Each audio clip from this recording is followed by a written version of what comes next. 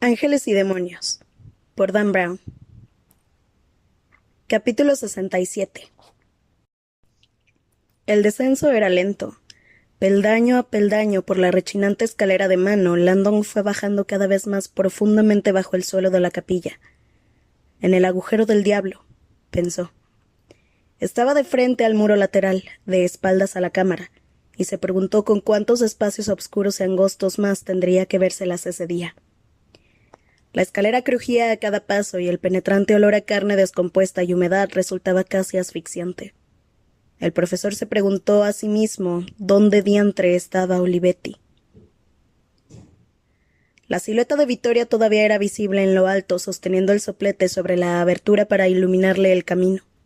A medida que él se internaba más en la oscuridad, el resplandor azul era cada vez más leve. La única cosa que iba en aumento era el hedor. Cuando había descendido 12 peldaños, sucedió. El pie de Landon pisó un lugar resbaladizo por la descomposición y perdió el equilibrio. Impulsándose hacia adelante, consiguió sujetarse con los antebrazos y evitar caer al fondo. Tras maldecir las heridas que ahora latían en sus brazos, acercó su cuerpo de vuelta a la escalera y retomó el descenso. 3 peldaños después estuvo a punto de volver a caer, pero esta vez no a causa de un resbalón, sino de un ataque de pánico. Al llegar ante un nicho, de repente se encontró cara a cara con un montón de calaveras. Contuvo el aliento y miró a su alrededor. Descubrió que a ese nivel el muro era una suerte de panal lleno de aberturas, nichos mortuorios, repletas de esqueletos. Bajo la luz fosforescente parecía un siniestro collage de cuencas de ojos vacías y cajas torácicas en descomposición. Esqueletos a la luz del fuego, pensó, y torció el gesto al recordar que hacía apenas un mes había asistido a un evento parecido. Una velada de huesos y llamas, la cena de beneficencia a la luz de las velas que se celebraba en el Museo de Arqueología de Nueva York. Salmón flambeado a la sombra de un esqueleto de brontosaurio. Había sido invitado por Rebecca Strauss, antaño modelo y ahora crítica de arte del Times. Un torbellino de terciopelo negro, cigarrillos y unos pechos realzados de un modo en absoluto sutil. Posteriormente ella lo había telefoneado un par de veces, pero Landon no le había devuelto las llamadas. Algo muy poco caballeroso. Se reprendió, preguntándose cuánto tiempo aguantaría Rebecca Strauss en un pozo nauseabundo como este. Se sintió aliviado al notar que el último peldaño daba paso a la esponjosa tierra del fondo. Sintió la humedad del suelo bajo sus pies. Tratando de convencerse de que los muros no caerían sobre su cabeza, se volvió hacia la cripta. Era circular de unos 6 metros de diámetro. Respirando otra vez a través de la manga, posó su mirada sobre el cuerpo. En la penumbra la imagen resultaba borrosa, un mero contorno blanco y carnoso, inmóvil, en silencio. Mientras avanzaba por la tenebrosa cripta, intentó encontrarle un sentido a lo que veía. El hombre estaba de espaldas a él, de modo que no podía verle la cara, pero efectivamente parecía estar de pie. «¿Hola?», dijo Landon a través de la manga. Nada. Al acercarse se dio cuenta de que el hombre era muy bajo, demasiado bajo. «¿Qué sucede?», exclamó Vittoria desde arriba, agitando el soplete. Él no contestó.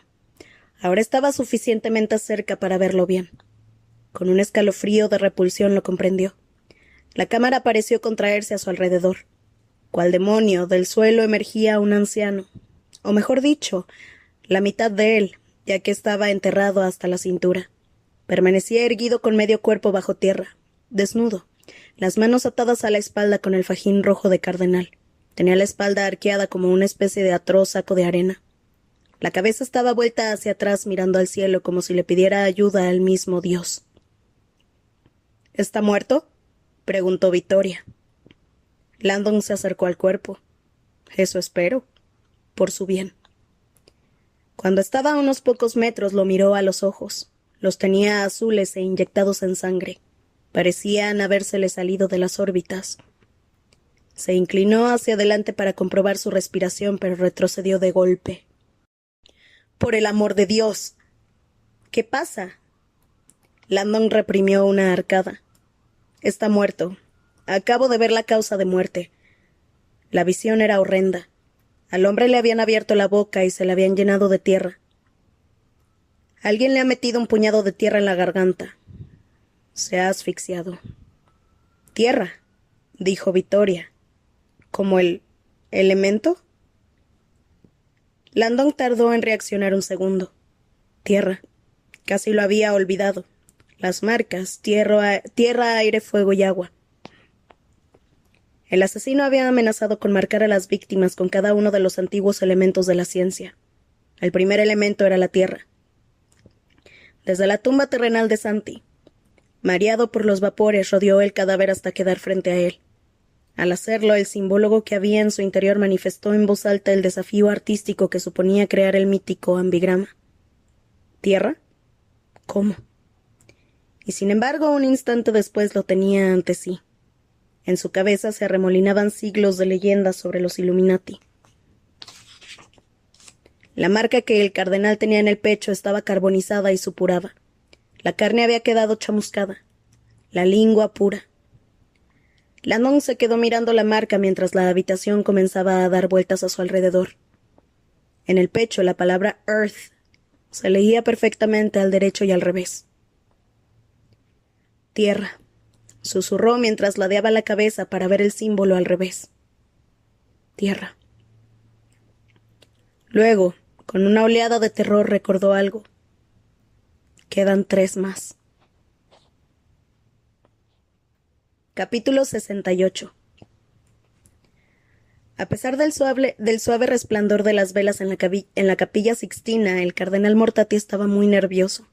El cónclave había dado comienzo de manera oficial y lo había hecho de un modo nada prometedor.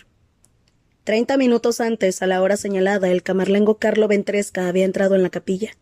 Se había dirigido al altar y había pronunciado la oración de apertura. Luego había desenlazado las manos y les había hablado en el tono más directo que Mortati hubiera oído hablar nunca en el altar de la capilla Sixtina. Como saben, dijo el camarlengo, nuestros 4 preferiti no están presentes en el cónclave en estos momentos. Les pido en nombre de su fallecida santidad que cumplan con su deber, con fe y determinación. Y únicamente Dios los guíe. Luego se volvió para marcharse. Pero, soltó un cardenal, ¿dónde están? El camarlengo se detuvo un instante. Honestamente no sabría decirlo. ¿Cuándo regresarán? Honestamente no sabría decirlo. ¿Están bien?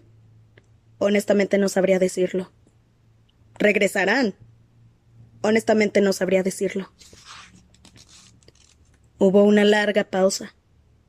Tengan fe, dijo el camarlengo, y a continuación salió de la sala. Tal y como mandaba la tradición, las puertas de la capilla Sixtina habían sido selladas por fuera con 2 pesadas cadenas. 4 guardias suizos vigilaban en el pasillo. Mortati sabía que la única razón por la que esas puertas podían ser abiertas ahora antes de la elección de un nuevo papa era si alguien caía gravemente enfermo o si llegaban los preferiti. Rezó para que fuera la segunda opción, aunque el nudo que tenía en el estómago parecía indicarle lo contrario. Cumplamos, pues, con nuestro deber, decidió Mortati, espoleado por la resolución en la voz del camarlengo, y convocó la votación. ¿Qué otra cosa podía hacer? Les llevó 30 minutos completar los rituales preparatorios previos a la primera votación. Mortati permaneció pacientemente en el altar mayor mientras cada cardenal, de mayor a menor edad, se acercaba y ejecutaba el específico procedimiento.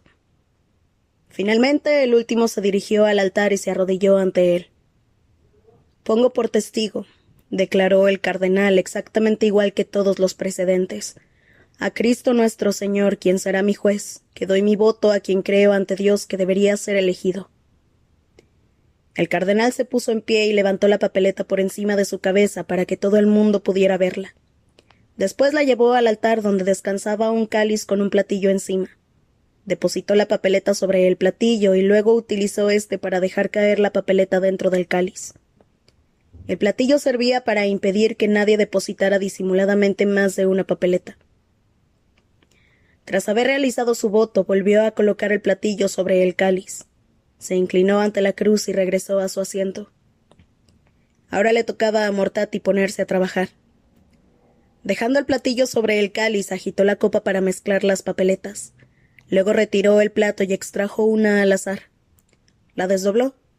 La papeleta medía exactamente 5 centímetros de ancho. Leyó en voz alta para que todo el mundo pudiera oírlo. Elijo in summum pontificem, declaró leyendo el texto que encabezaba cada voto. Elijo como sumo pontífice. Luego anunció el nombre del nominado que había sido escrito debajo. A continuación tomó una aguja enhebrada y tras agujerear la papeleta justo por la palabra elijo, deslizó cuidadosamente el voto en el hilo. Acto seguido tomó nota del voto en un cuaderno. Después repitió todo el procedimiento nuevamente. Escogió un voto del cáliz, lo leyó en voz alta, lo ensartó y tomó nota en su cuaderno.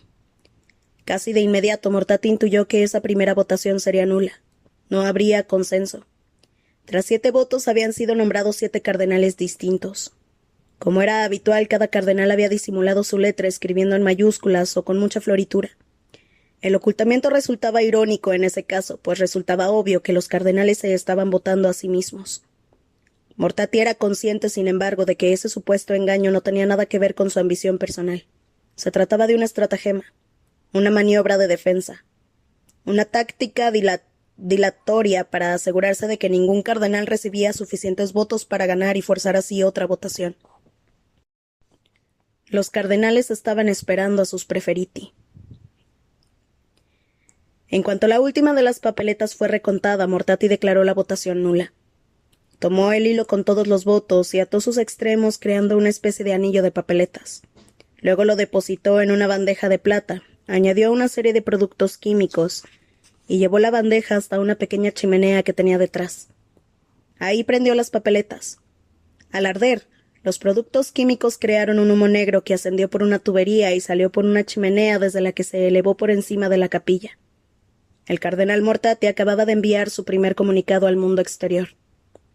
Una votación. Ningún papa. Capítulo 69. Asfixiado por los vapores, Landon subió con dificultad la escalera en dirección a la luz que brillaba en lo alto del pozo.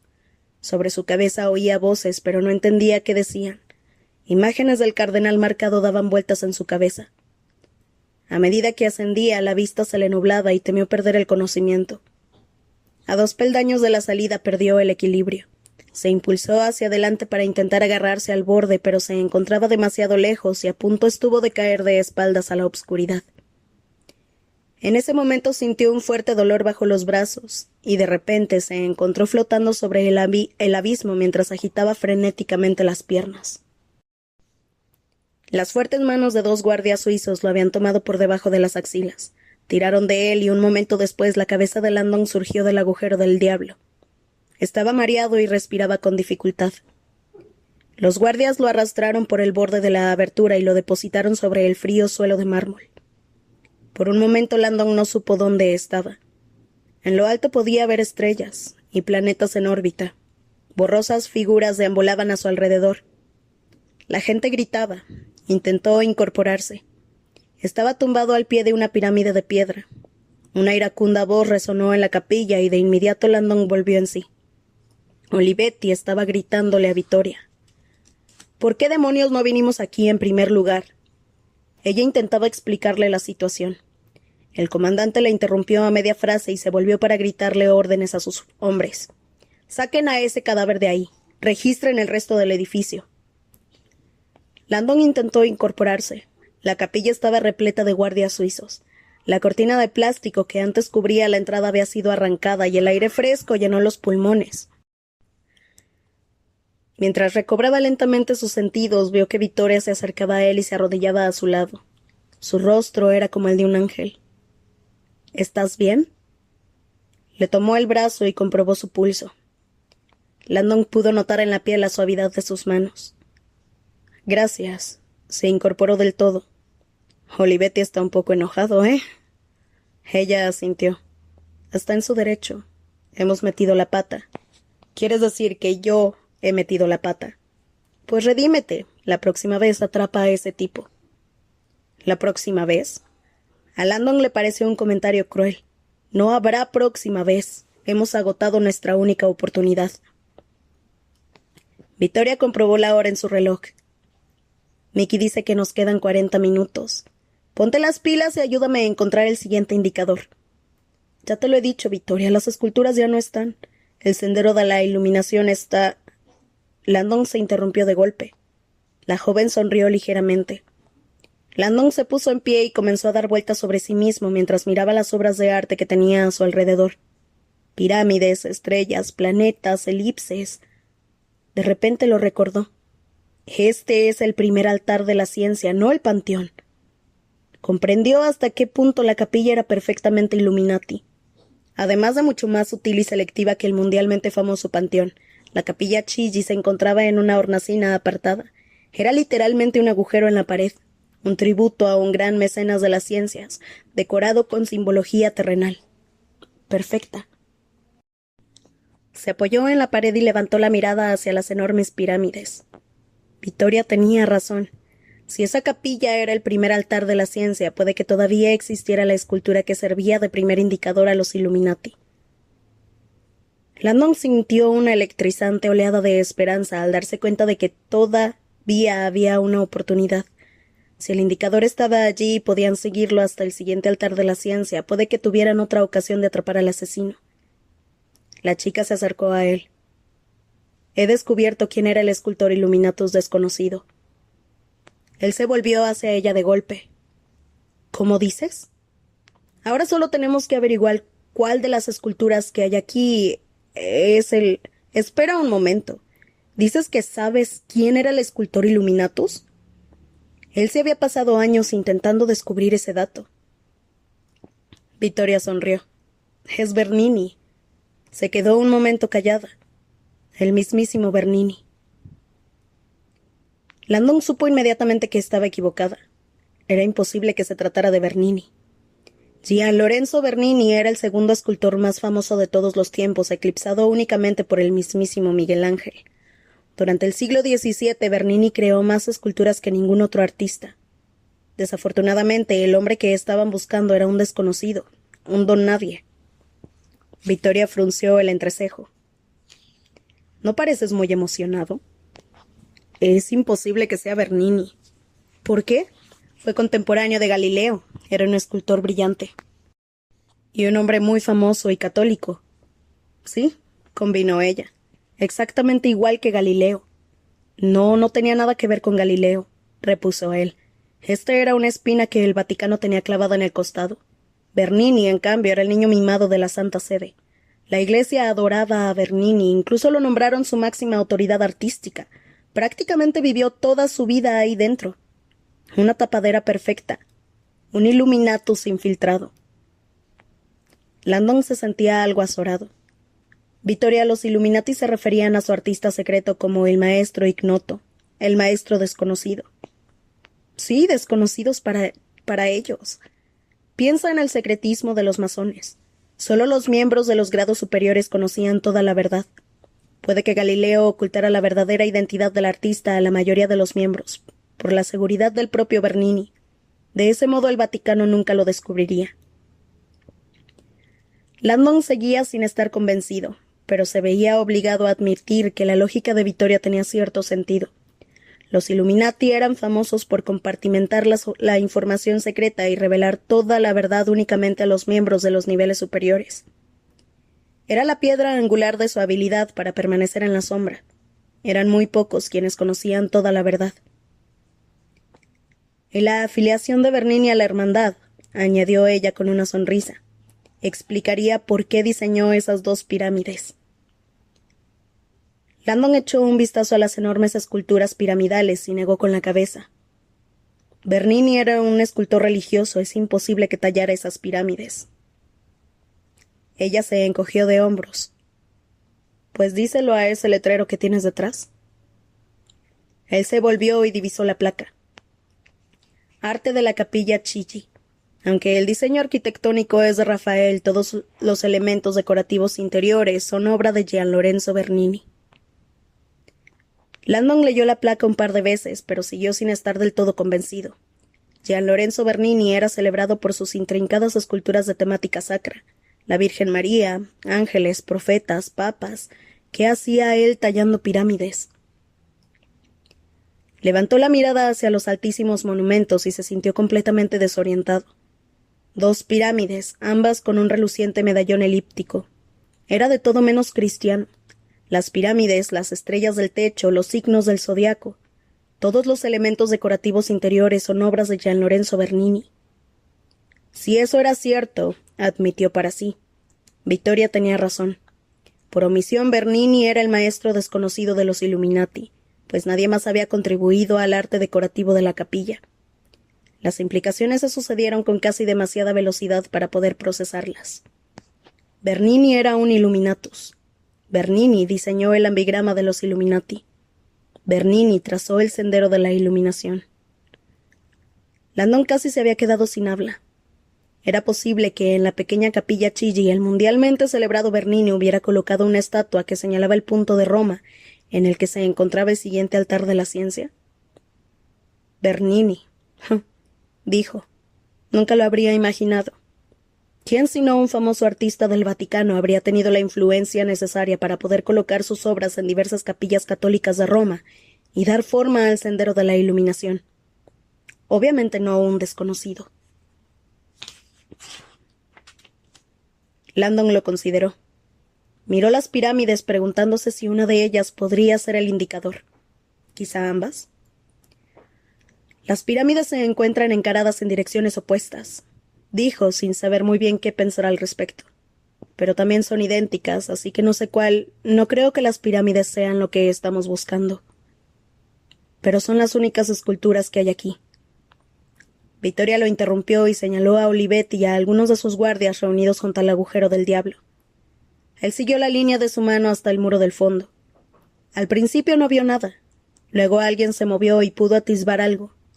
Mármol blanco, un brazo, un torso, y luego una cara esculpida, parcialmente oculta en su nicho, 2 figuras humanas de tamaño natural entrelazadas. El pulso de Landon se aceleró. Había estado tan absorto en las pirámides y el agujero del diablo que ni siquiera había visto esa escultura. Se apresuró a cruzar la sala. Al acercarse reconoció que el trabajo era 100% obra de Bernini.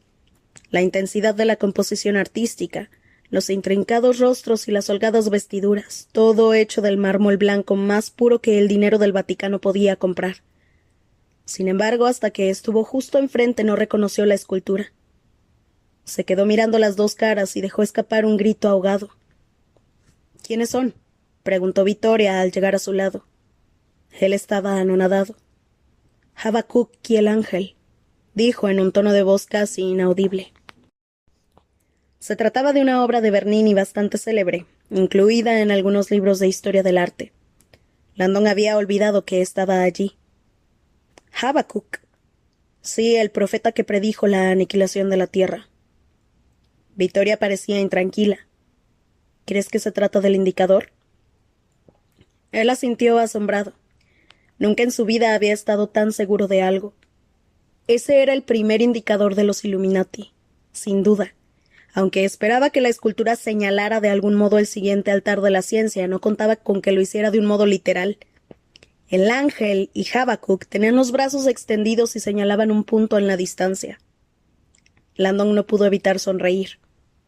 No es muy sutil, ¿verdad? Vittoria parecía emocionada, pero también confundida. Veo que indican algo, pero se contradicen mutuamente. El ángel señala en una dirección y el profeta lo hace en otra. Él dejó escapar una risa ahogada. Era cierto. Aunque ambas figuras señalaban a lo lejos, lo hacían en direcciones completamente opuestas. Landon, sin embargo, ya había resuelto ese problema.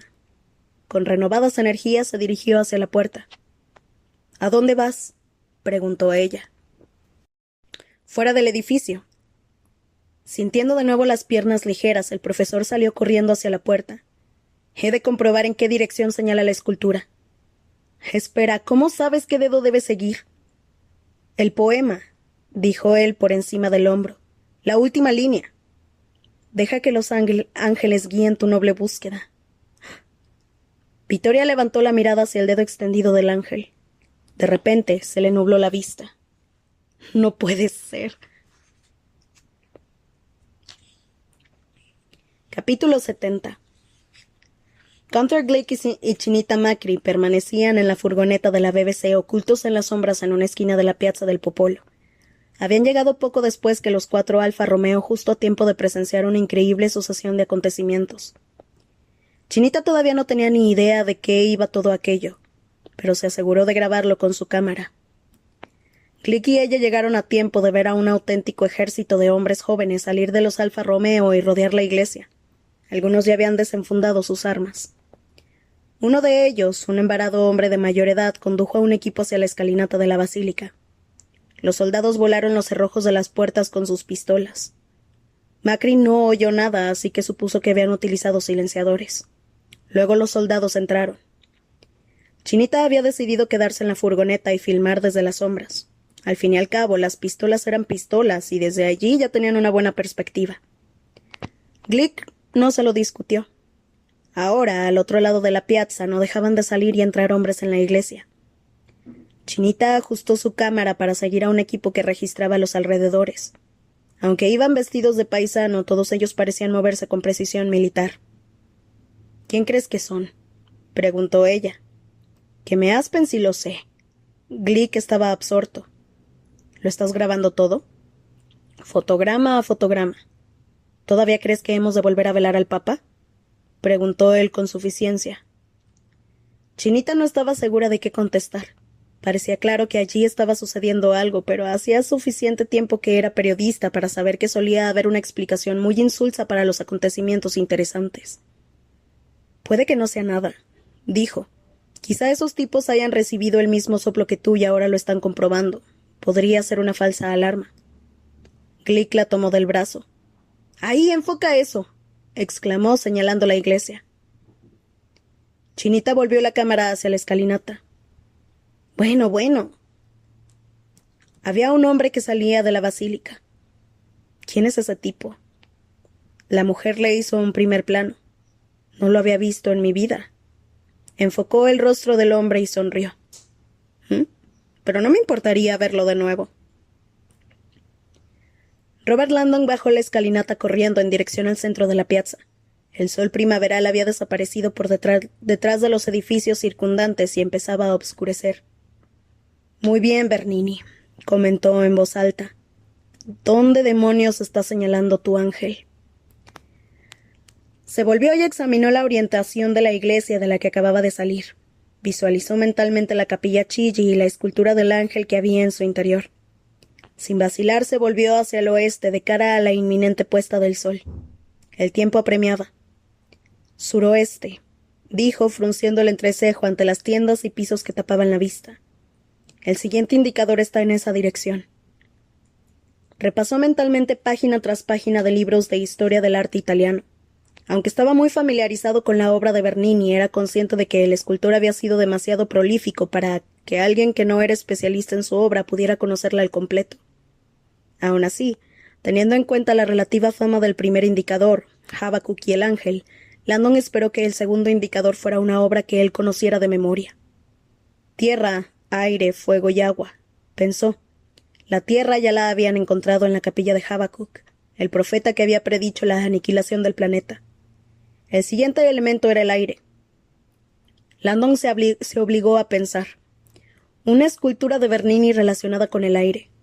No se le ocurrió nada. Aún así se sentía pletórico. Estoy en el sendero de la iluminación, todavía existe. Aguzó la mirada para ver si conseguía atisbar la aguja o la torre de una catedral que sobresaliera por encima de los tejados. No podía ver nada. Necesitaba un mapa. Se averiguaban qué iglesias había en esa dirección, quizá una de ellas avivara su memoria. Aire, se repitió. Aire, Bernini, escultura, aire, piensa. Dio media vuelta y regresó hacia la escalinata de la catedral. Bajo un andamio se encontró con Vittoria y Olivetti. En dirección suroeste, dijo Landon jadeante. Ahí es donde se encuentra la siguiente iglesia. ¿Estás seguro esta vez? Susurró Olivetti con frialdad. Él no picó. Necesitamos un mapa. Uno en el que aparezcan todas las iglesias de Roma. El comandante se le quedó mirando un momento sin modificar un ápice su expresión. Landon comprobó la hora. Nos quedan 30 minutos. Olivetti pasó junto a él y descendió la escalinata en dirección a su coche, que estaba aparcado justo enfrente de la catedral. Landon esperaba que fuera a buscar un mapa. Victoria parecía entusiasmada. Así que el ángel señala hacia el suroeste. ¿No sabes qué iglesia hay en esa dirección? Los malditos edificios me tapan la vista. Se volvió de nuevo hacia la plaza. Y no conozco las iglesias de Roma suficientemente bien. Se interrumpió de golpe. La joven se sobresaltó. ¿Qué sucede? Landon volvió a mirar la plaza. Ahora que estaba en lo alto de la escalinata veía mejor los alrededores. Seguía sin ver nada con claridad, pero se dio cuenta de que iba bien encaminado. Levantó la mirada hacia el desvencijado andamio que se cernía sobre él. Tenía una altura de 6 pisos y casi llegaba hasta el rosetón de la iglesia, muy por encima de los demás edificios de la plaza.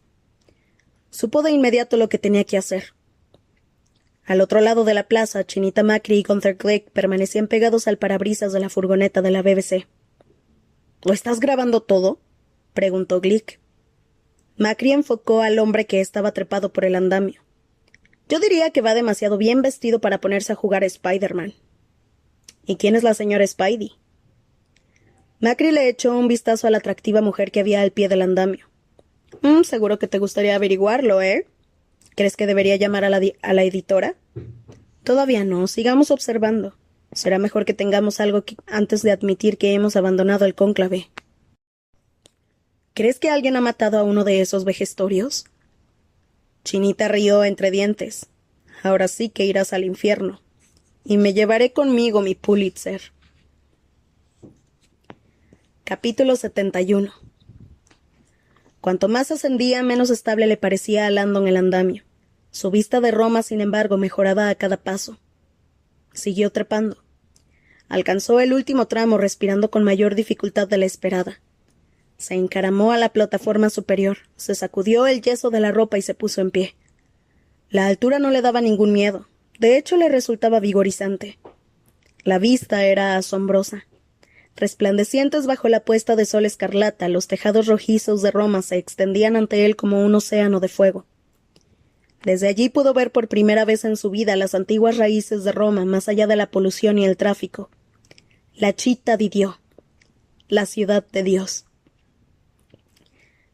Aguzando la mirada en dirección a la puesta de sol, Landon escudriñó los tejados en busca de la aguja o el campanario de una iglesia. Por más que mirara al horizonte, sin embargo, no conseguía ver nada. En Roma hay cientos de iglesias, pensó. Tiene que haber una al suroeste. Si es que es siquiera visible, claro está. Se recordó. O si todavía está en pie. Volvió a intentarlo. Forzó la vista y recorrió lentamente la línea que le señalaba el ángel. Sabía, sin embargo, que no todas las iglesias tenían agujas visibles, sobre todo si eran templos menores y estaban apartados. Además, Roma había cambiado drásticamente desde el siglo XVII, cuando las iglesias eran los edificios más altos que se podían construir. Ahora lo único que Landon veía eran edificios de apartamentos, oficinas y torres de televisión. Por segunda vez su mirada se perdió en el horizonte sin conseguir ver nada, ni una sola aguja. En la distancia, casi a las afueras de la ciudad, el sol se ponía tras la enorme cúpula de Miguel Ángel, la Basílica de San Pedro, la ciudad del Vaticano. Se preguntó cómo estarían los cardenales y si los guardias suizos habían encontrado la antimateria. Algo le decía que todavía no, y que no lo harían. Los versos del poema volvieron a resonar en su cabeza. Los repasó cuidadosamente uno a uno.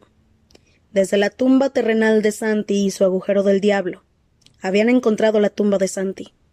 Al cruzar Roma, los elementos místicos se revelan. Los elementos místicos eran tierra, aire, fuego y agua. El sendero de la luz ha sido trazada, la prueba sagrada. El sendero de la iluminación estaba formado por esculturas de Bernini. Deja que los ángeles guíen tu noble búsqueda. El ángel apuntaba al suroeste.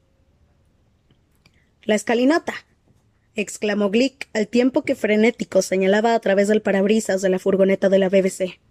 Algo está pasando. Macri volvió a enfocar la entrada principal. Efectivamente, algo sucedía. Al pie de la escalinata, el hombre de aspecto militar había aparcado uno de los Alfa Romeo cerca de la escalera y había abierto el maletero. Luego echó un vistazo alrededor de la plaza por si había algún mirón. Por un momento Macri creyó que los había descubierto, pero no fue así. Aparentemente satisfecho, sacó una radio y habló a través de ella. Casi al instante, un ejército de soldados salió de la iglesia, como si de un equipo de fútbol americano se tratara. Los soldados formaron una fila en lo alto de la escalinata, y moviéndose como una muralla humana empezaron a descender. Tras ellos, casi completamente ocultos por la muralla, 4 soldados parecían transportar algo pesado. Glick se inclinó hacia adelante sobre el salpicadero. ¿Están robando algo de la iglesia? Chinita utilizó el teleobjetivo para intentar ver algo a través de la muralla de hombres, en busca del más mínimo resquicio. 1/10 de segundo, pensó. Eso es todo cuanto necesito, un simple fotograma. Pero los hombres se movían a una. ¡Vamos! Finalmente obtuvo su recompensa. Cuando los soldados se disponían a introducir el objeto en el maletero, Macri encontró la abertura que buscaba. Irónicamente fue el hombre de mayor edad quien metió la pata. Apenas duró un instante, pero Chinita tuvo más que suficiente. Había conseguido su fotograma. En realidad, había conseguido 10. «Llama a la editora», dijo. «Tenemos un cadáver». Lejos de allí, en el CERN, Maximilian Kohler entró con su silla de ruedas en el estudio de Leonardo Vetra. Con mecánica eficiencia empezó a rebuscar entre sus papeles. Al no encontrar lo que estaba buscando, se dirigió al dormitorio de Vetra. El cajón superior de su mesilla de noche estaba cerrado con llave. Kohler lo forzó con un cuchillo de la cocina. Dentro, el director encontró lo que buscaba. Capítulo 72. Landon bajó el andamio y se sacudió el yeso de la ropa. Victoria estaba esperándolo. ¿Has visto algo?, preguntó ella. Él negó con la cabeza. Han metido al cardenal en el maletero. Landon se volvió hacia el coche aparcado. Olivetti y un grupo de soldados habían desplegado un plano sobre el capó. ¿Están buscando en el suroeste? Ella asintió. No hay ninguna iglesia. Desde aquí la primera con la que uno se topa es la Basílica de San Pedro. Landon soltó un gruñido. Al menos estaban de acuerdo. Se acercó a Olivetti. Los soldados se apartaron para dejarlo pasar. El comandante levantó la mirada. Nada. Pero aquí no aparecen todas las iglesias, solo las grandes, unas 50. ¿Dónde estamos?, preguntó Landon. Olivetti señaló la piazza del Popolo y trazó una línea recta en dirección al suroeste. La línea quedaba bastante lejos del grupo de marcas negras que indicaban la localización de las principales iglesias de Roma.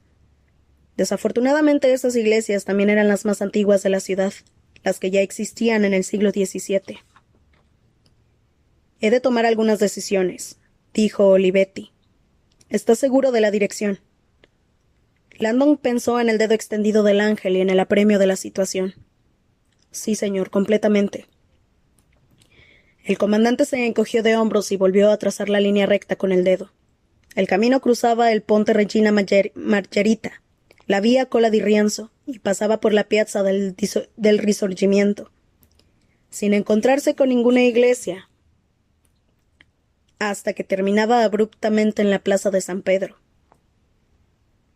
¿Qué tiene de malo la Basílica de San Pedro?, preguntó uno de los soldados. Tenía una profunda cicatriz bajo el ojo izquierdo. Es una iglesia. Landon negó con la cabeza. Ha de ser un espacio público, ahora mismo no lo parece demasiado. Pero la línea pasa directamente por la plaza de San Pedro, añadió Vittoria, mirando por encima de su hombro. Y la plaza sí es pública. Él ya lo había considerado, pero en ella no hay estatuas. ¿No hay un monolito en el centro? Vittoria tenía razón. Había un monolito egipcio en la plaza de San Pedro. Landon levantó la mirada hacia el monolito que había en la piazza que tenían delante. La pirámide elevada. Una extraña coincidencia, pensó, pero la descartó. El monolito del Vaticano no es de Bernini. Lo mandó traer Calígula, y no tiene nada que ver con el aire. Además hay otro problema. El poema dice que los elementos están desperdigados por Roma. La Plaza de San Pedro está en la Ciudad del Vaticano, no en Roma. Depende de a quién se lo pregunte usted, intervino un guardia. Landon levantó la mirada. ¿Cómo dice? Eso siempre ha sido motivo de discusión. En la mayoría de los planos, la Plaza de San Pedro forma parte de la Ciudad del Vaticano, pero como está fuera del recinto amurallado, durante siglos las autoridades romanas han reivindicado su pertenencia a Roma. Está bromeando, ¿verdad? Dijo Landon. Él nunca había oído eso. Solo digo, prosiguió el guardia, porque el comandante Olivetti y la señorita Vetra estaban preguntando por una escultura que tuviera que ver con el aire. El profesor abrió unos ojos como platos. ¿Y conoce usted alguna en la Plaza de San Pedro? No exactamente. En realidad no es una escultura, seguramente no es nada relevante. Escuchémoslo, insistió Olivetti. El guardia se encogió de hombros. Lo sé porque suelo hacer muchas guardias en la plaza y conozco cada uno de sus rincones. La estatua, ¿qué aspecto tiene? Lo apremió Landon. Estaba empezando a preguntarse si los Illuminati habrían tenido las agallas de colocar su segundo indicador enfrente mismo de la Basílica de San Pedro. Patrullo por delante a diario, explicó el guardia. Está en el centro, justo en el punto que señala esa línea. Eso es lo que me ha hecho pensar en ella. Como he dicho, no es realmente una escultura, es más bien una baldosa. Olivetti parecía enojado. ¿Una baldosa? Sí, señor, una baldosa de mármol incrustada en la plaza, en la base del monolito. Aunque no es rectangular, es una elipse, y en ella está tallada la imagen de una ráfaga de viento. Se detuvo un momento. Es decir, aire si nos ponemos en plan científico. Asombrado, Landon se quedó mirando fijamente al joven soldado. —¡Un relieve! —exclamó de repente. Todo el mundo se volvió hacia él. Un relieve también es una escultura —explicó el profesor. La escultura es el arte de moldear figuras en 3 dimensiones y también en relieve. Había escrito esa definición en las pizarras de las aulas durante años. En esencia, los relieves eran esculturas bidimensionales, como el perfil de Abraham Lincoln en las monedas, de 1 centavo. Los medallones de Bernini que había en la capilla Chigi eran otro ejemplo perfecto. —¿Un bajorrelievo? —preguntó el guardia, utilizando el término italiano. —Sí, un bajorrelieve. Landon golpeó el capó con los nudillos. No estaba pensando en esos términos. Esa baldosa en la Plaza de San Pedro, de la que se está hablando, es el West Ponente. También se le conoce como respiro di Dio. ¿El aliento de Dios? Sí, aire, y fue tallada y colocada ahí por el arquitecto original. Victoria parecía confusa. Pero yo pensaba que la Basílica de San Pedro la había diseñado Miguel Ángel. La Basílica sí, exclamó él exultante, pero la Plaza de San Pedro fue diseñada por Bernini. Cuando la caravana de Alfa Romeo salió a toda velocidad de la Piazza del Popolo, todo el mundo estaba demasiado apurado para advertir que una furgoneta de la BBC arrancaba y empezaba a seguirlos.